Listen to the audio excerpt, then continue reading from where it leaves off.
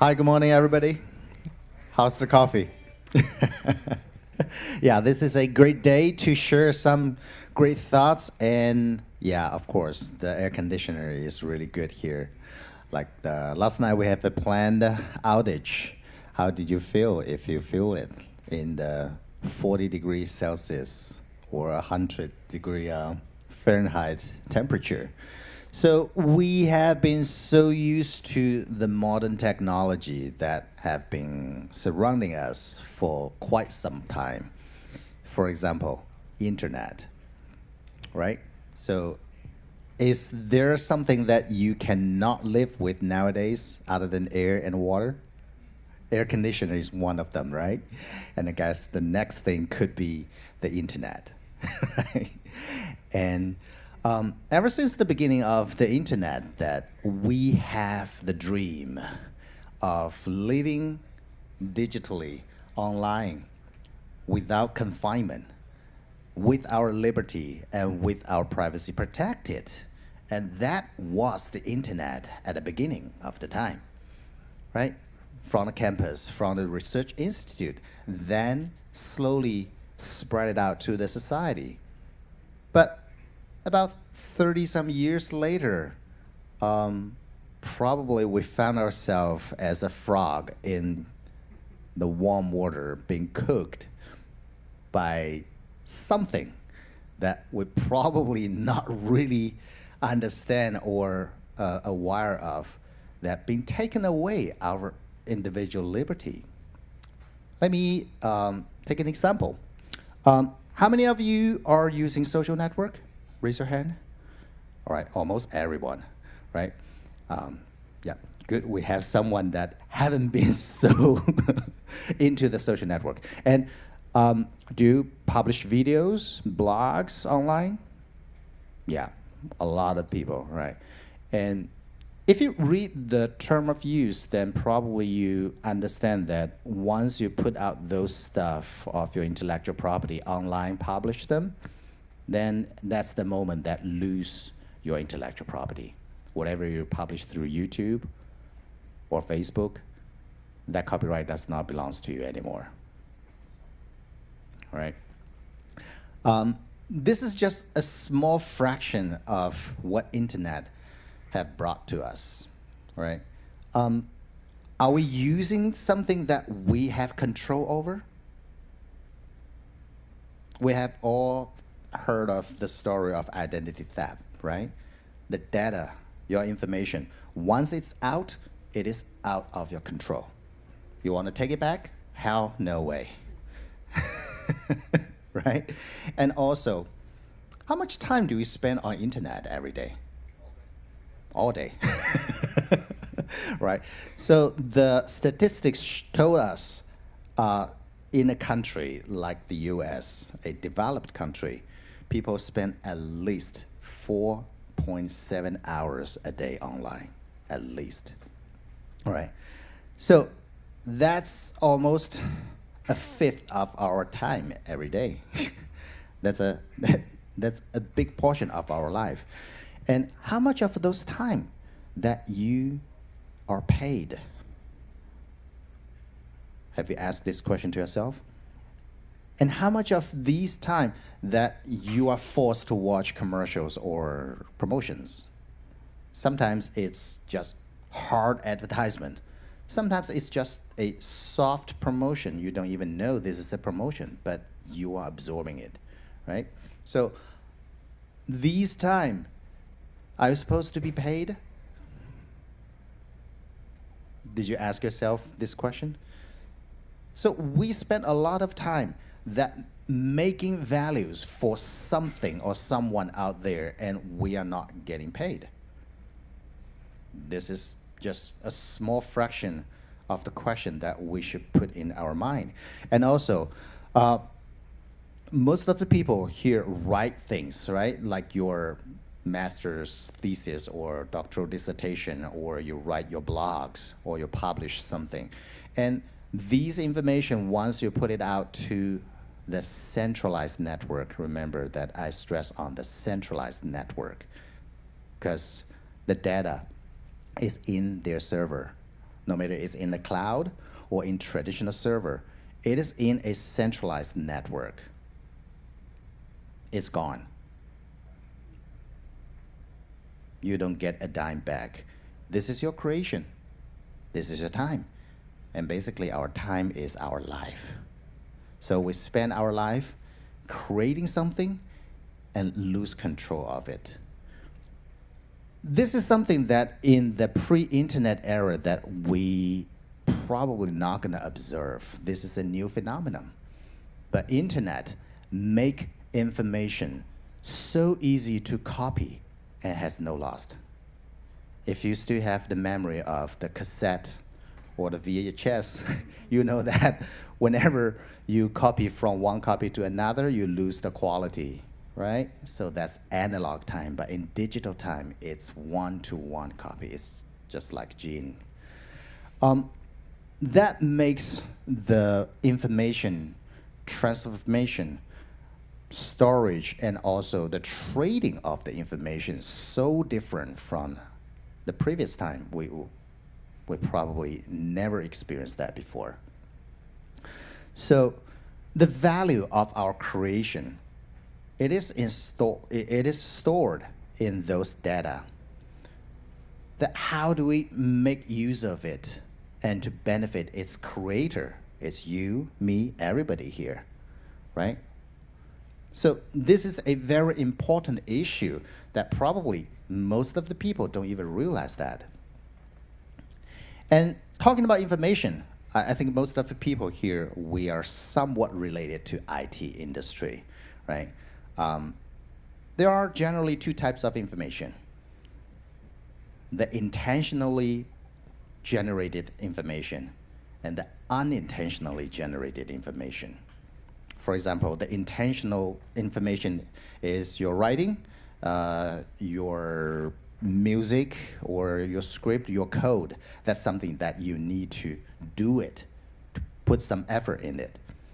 And the unintentional information, it is interesting. It's basically metadata, like your browsing history, your geolocation information, your health data. These informations are generated unconsciously. You don't intend to create it, but you create it anyway. And who possessed those information? What's the value of this information? Right? So who make profit out of this information?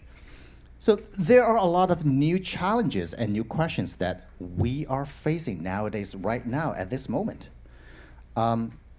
Someone is harvesting the value.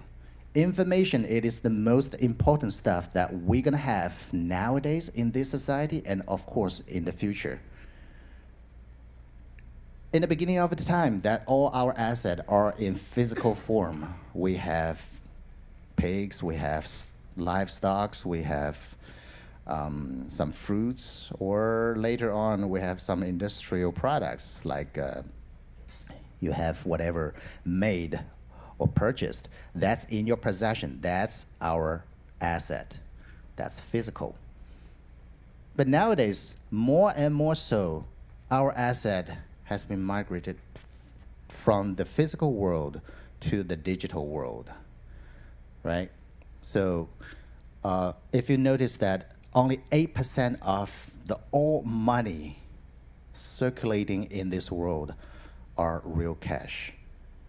And 92% of them are digital. You don't even touch the money. It's all digital now. And the digital asset, we are talking about our intellectual property. That's what we create. And the digital asset we possess will determine how valuable we are as an individual and how valuable as the society or entity that is going to be in the whole global economy.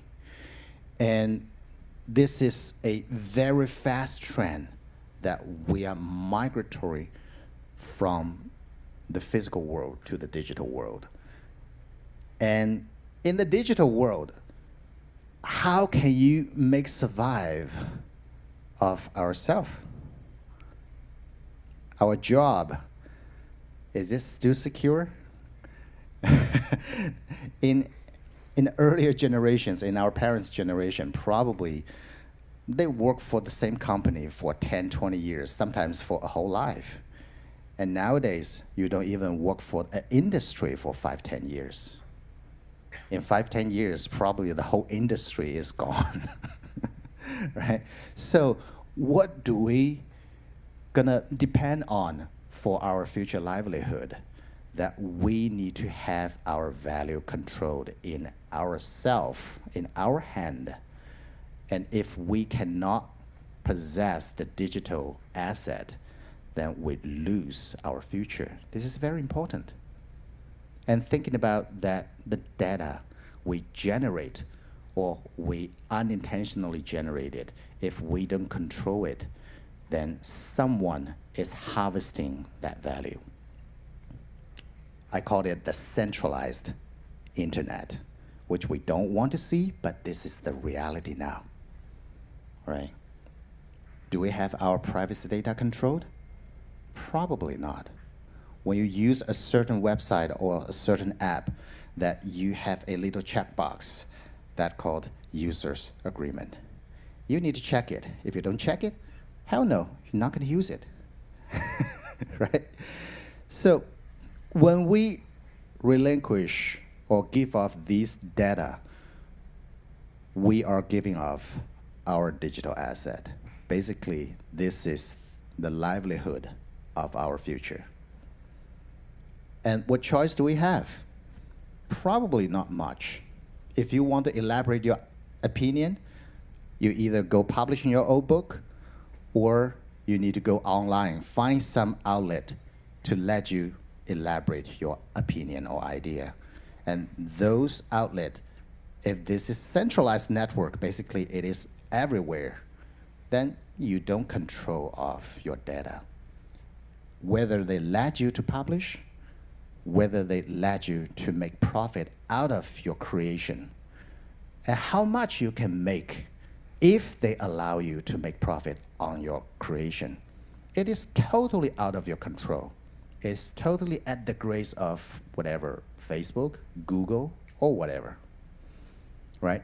You don't have a say on this. It is not fair.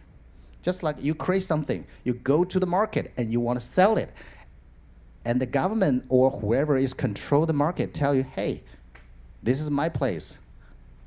You can sell it. And if you can sell it, they're going to tell you, okay, you get 5%, you get 1%, and that's it. No negotiation.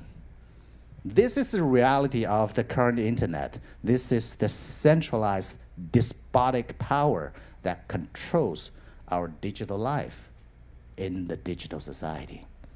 And this is the reality. You like it or not, we're facing it.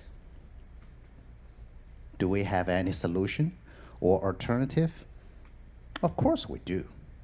But we need to take action now. I mean, right now. A decentralized internet was at the beginning of the time that when internet was born. And that's the essence of what we're supposed to live and communicate. But the technology is a very interesting thing. It's so esoteric that most of the people don't understand. So many moving parts work together. And now, what we observing the artificial intelligence, the big data, the cloud, all right, most of the non-tech people don't really comprehend. That's a good opportunity for the entrepreneurs and entities and even countries to harvest our time, our value, and our individual liberty. When we are so dependent on the internet, now we surrender our life, our creation, and our individual liberty to the centralized power. In the first time of the human history, that despotism does not come from the regime or government alone. It could come from a company. It could come from a group of people that controls the environment, access, or the usage of the technology or platform. And sometimes it could even be non-human. It could be the technology itself, right? So that centralization, that despotism come from multiple directions that we need to keep ourselves out of it. It is very difficult. And there is a mechanism that we need to take in our hand and in our mind. That's called decentralization. Meaning, if you want to put something out, the governance structure should have the consent of the public, but not in controlled by a specific center. That's the way to do it. And there is a mechanism or older technology. It's called blockchain. It's been around for several decades, but just been lately brought to people's eyes because of it was turned out in the form of cryptocurrency. And it happened to be very hyper in the last couple of years. If you notice that the first cryptocurrency called Bitcoin has surged its price in the last 9.5 years for about 2 million times. 2 million times, right? That draw people's attention. But this is only a small fraction of what decentralization can bring us. The most important thing I believe and I see of it is the decentralized control of our own digital asset. Right. So talking about what I'm doing specifically, I'm the founder of Alpha Token Foundation. What we are doing is to create a cryptocurrency for digital content. And we build a platform, an ecosystem to help everyone, including you and me, to store, control, and trade our own information and data. So the idea is that whoever create the content, whoever should have 100% of the control over that content. You should possess it. And whether you want to sell it to someone, or you want to offer to the public for free consumption, or you want to pass on to the next generation, it is totally your decision to make. And you should have the right, okay? You can offer it for free, but you should not be forced to relinquish it. And also, you should be able to make profit out of your creation and should not have been coerced or forced to sell it or trade it or relinquish it to anyone. And this is the idea. So we create a browser. It is the first decentralized blockchain-based browser. We call it an Alpha browser. You can go to iTunes or App Store to search Alpha browser. It is there. So this is the first browser in the internet era that you can publish things that controlled by yourself 100%. And you can make it free, and you can make it a premium content. It is totally at your discretion.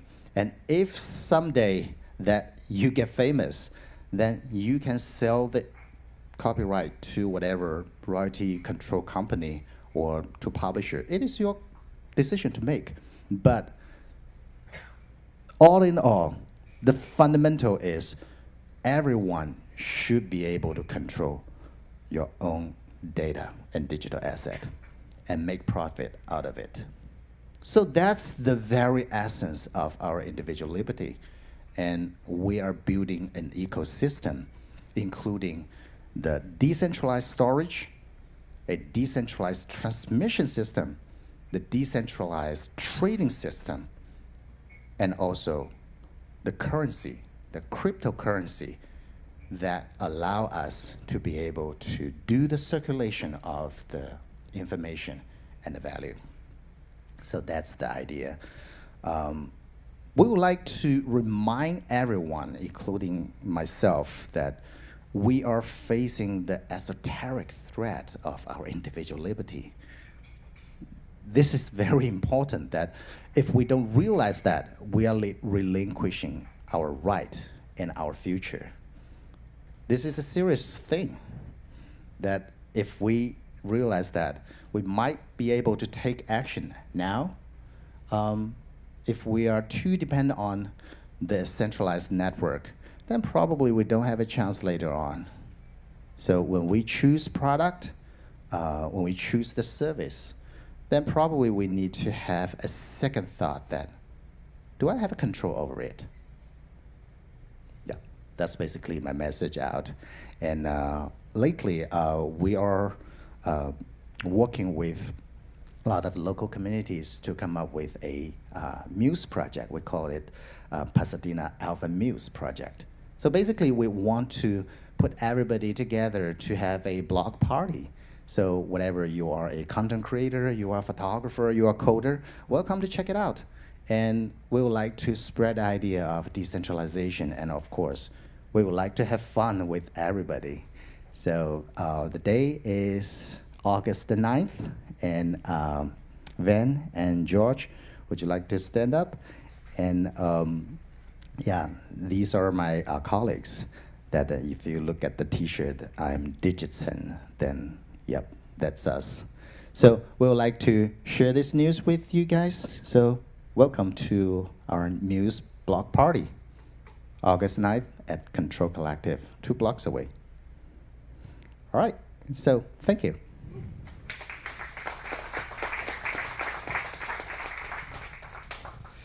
Thank you, Dr. Wallace. That was an interesting perspective on digital rights in the 21st century and how that's changing. I'm failing right now to remember how we actually just recently lost that battle. The bill that was proposed that kind of gave content distributors a little bit more control. And there's the possibility, do you remember what that's called? Net neutrality. Net neutrality. Mm-hmm. Was something that we actually kind of lost on. So nothing negative is happening with that just yet. But I'm sure there's probably going to be, we're going to be opening up to questions in a moment. So if someone wants to ask that question, I'd love to hear the answer. What's that? Save your stories for Right. It's not so much of a story. I can ask that question if I'd like. But what I do want to say is that it is an interesting perspective, and it is something that is in the back of my mind, wondering like how, as we become more and more integrated with the Internet of Things and artificial intelligence, is this going to turn into a real-life 1984 experience?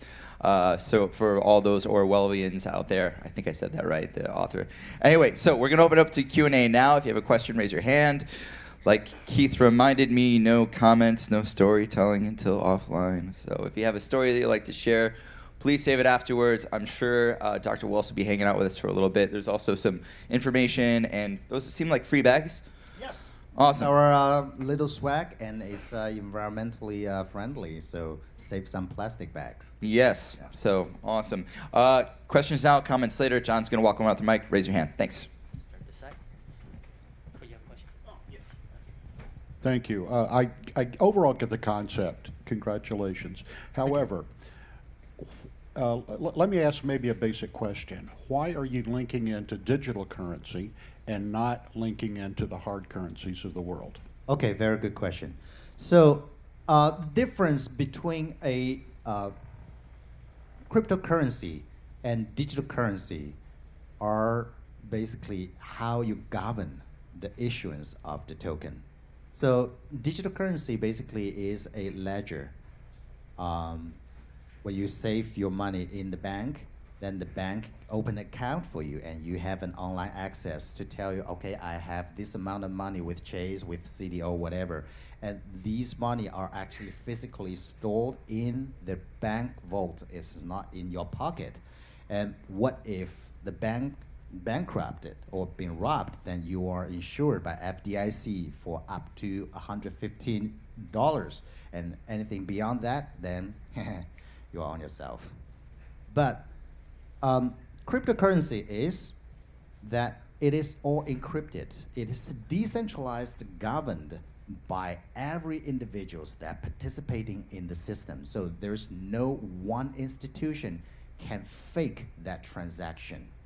But the digital currency can. If someone messed up with your bank server and add several zeros to your account, then you are getting richer.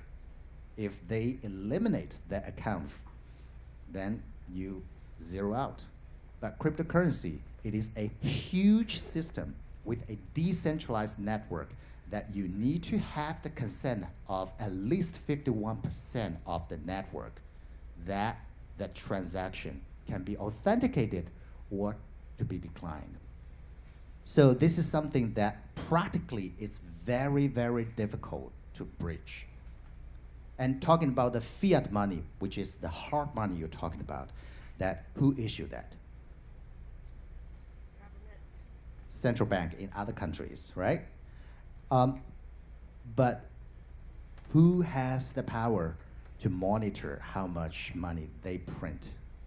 Every government on this earth is inflating, including our government. Well, we are the biggest inflator because we have the big enough reservoir, basically every country, to help us to dilute that inflation. So government is not trustable. But cryptocurrency, because there's no centralized power in the middle, nobody control it. Everybody has a vote, but nobody has the full vote. You have to get the consent from the whole community, the majority of the community, to be able to process, and you don't even know who is in control, who is in the vote. So this is the elegance of the cryptocurrency. That's why it is trustable, because it is a trustless currency. You don't need to trust anyone. You don't need to know anyone. You don't need to control anyone. You have your vote, that's it, and that's all. So this is one of the principles of the digital society. We have different rights in the digital society.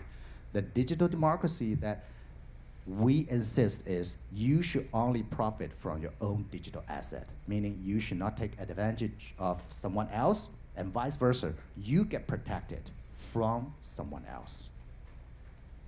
Thank you. Mhm. Yeah. So I was talking to Jorge a little bit before you started your presentation. And sort of one thing we talked about was, content creators being able to own their own content creation. And then you put it out in the world, and like you said, there's people making money off of your content because there's people watching it. They're bringing eyeballs to your content.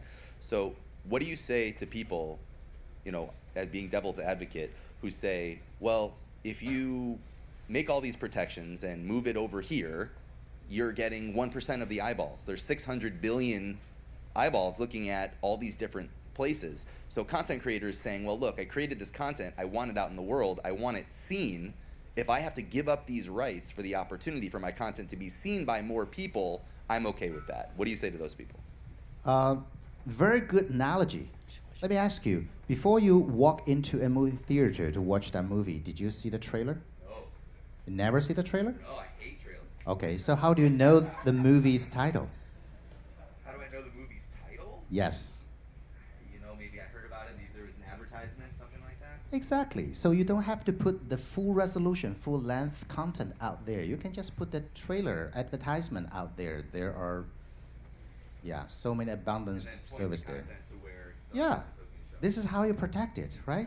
Okay. You want people to visit you, but you don't want people to see you naked. But people are very uncomfortable going to a new site, to a new platform. They get to a new platform where. Yeah, that's a user acquisition problem. Yeah, I totally understand that. It's just like before Google was Google, before YouTube was YouTube, they're facing the same problem. And the question here I want to ask everybody, including me and you, is, well, the pocket will tell you that what method are you gonna optimize your profit and control your future, right? So Ben Franklin used to say, those who give off the essential individual liberty to purchase a temporary safety that deserve neither the safety nor the liberty. This is what we are doing. We are trading off our individual liberty and our asset for temporary convenience. And that's detrimental. Yeah. Yeah, I actually have a quick question about your opinion about a a bill that was passed about a week ago. It's the California Consumer Protection Act, or Privacy Act, I should say. Yeah.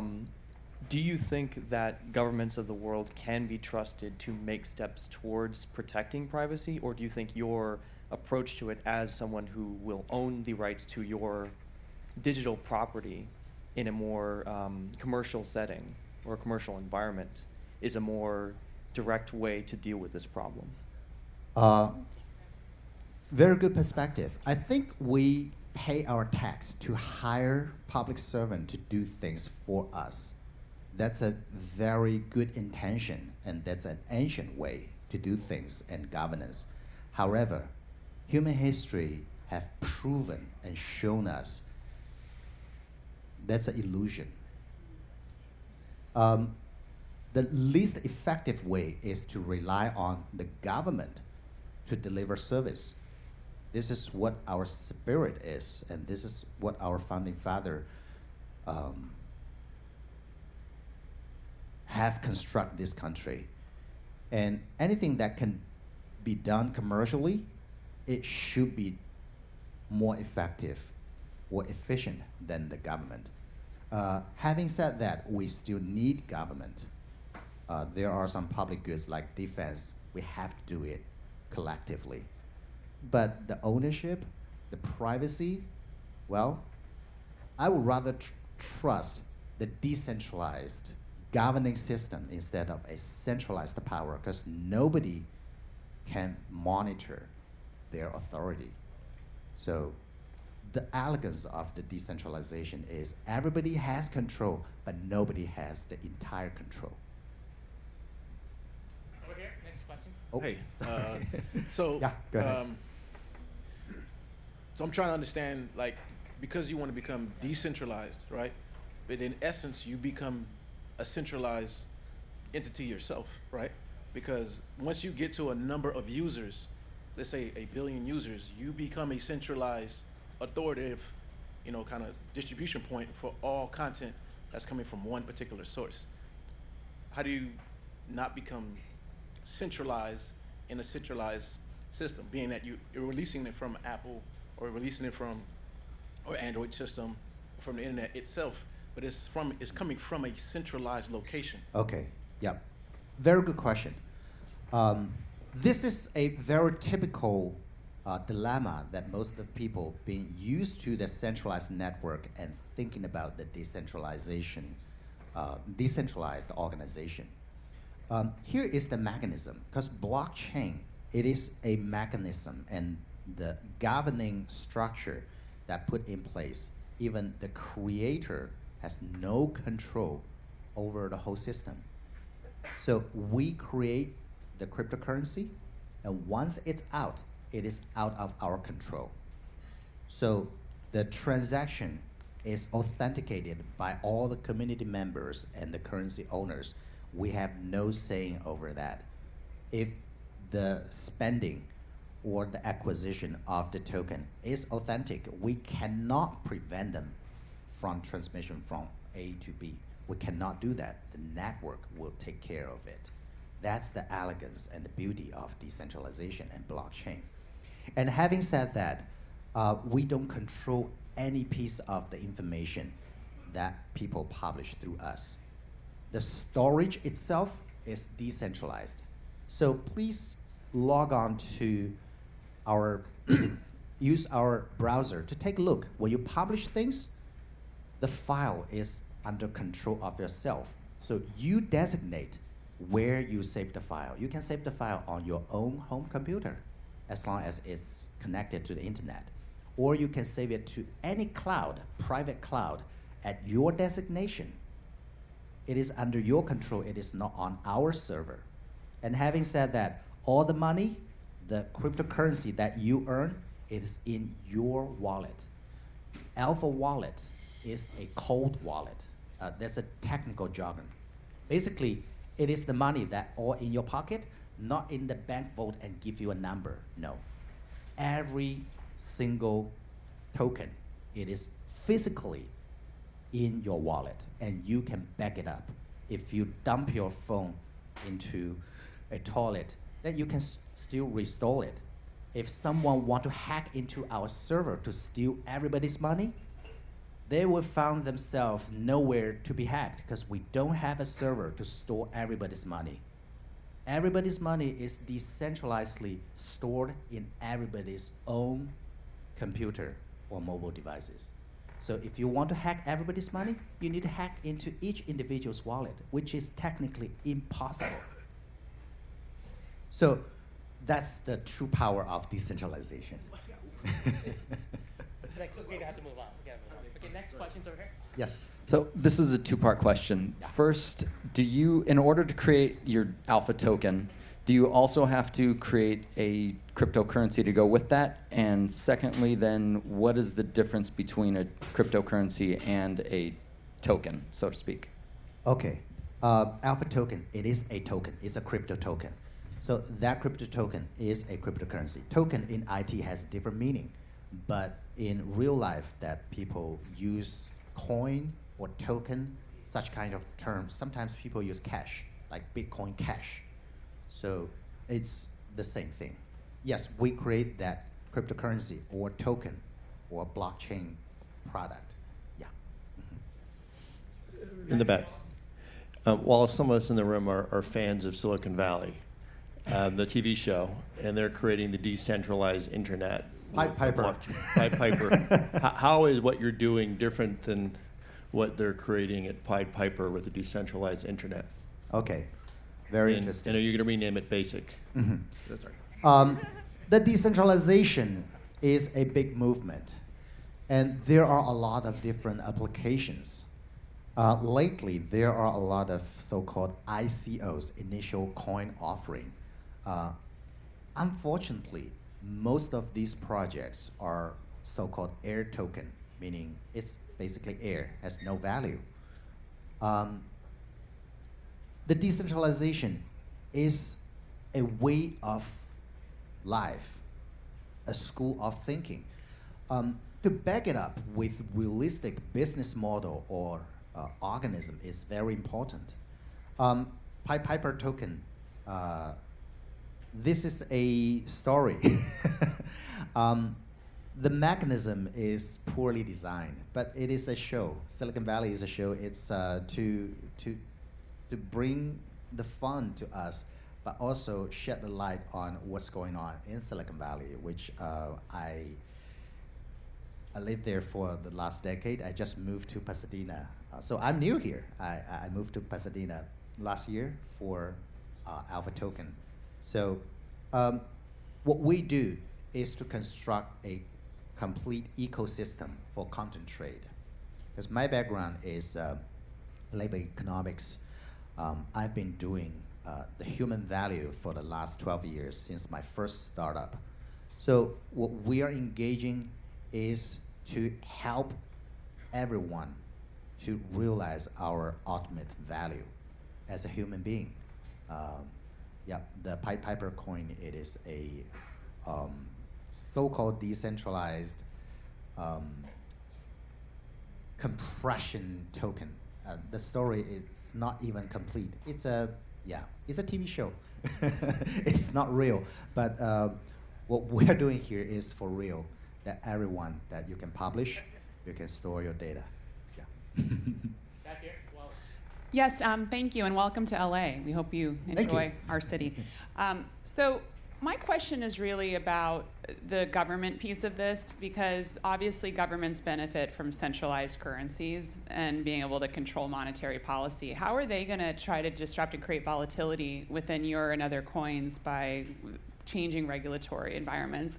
And then secondly, you keep bringing up the notion of consumers wanting to protect their own data, but I don't see anyone abandoning Facebook after the election, right? Like, so how do we educate the broader consumer electorate about the value of their data and protecting it and not letting back to government and others manipulate in a way that serves their own interests?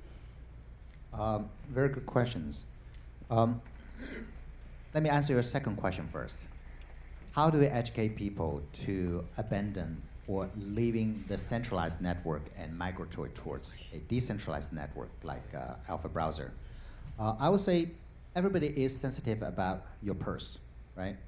If the centralized network give you nothing and take you everything away, and Alpha Browser and other decentralized network that can preserve 100% for you, then I would say as long as you have the normal consciousness, you will choose where to go. Because the Alpha Token Foundation's business model is we don't take any cut from the content creator, from the consumer, not even the advertisers. So we take no profit from them. What we rely on, it is the appreciation of the token. So everybody participating in the content trade gets 100% of what they deserve. There's no overhead. There's no cut, period. This is the first time in human history this kind of economic model, not just business model, could ever possible because of the new design. I call it the Alpha Law. This is the benevolent economy. So what we bank on, our sustainability and profitability, is we create the ecosystem and we preserve a certain token for ourselves. Therefore, we don't need to take a cut when people do the content trade. So as a creator, you get directly paid from the consumer that for your premium content. For the advertiser, that you don't need to pay us. If you go with Facebook or Twitter or Google, they're going to charge at least 60-70% of the entire advertisement budget. Oh, this is only a quick one. So this is the second question too.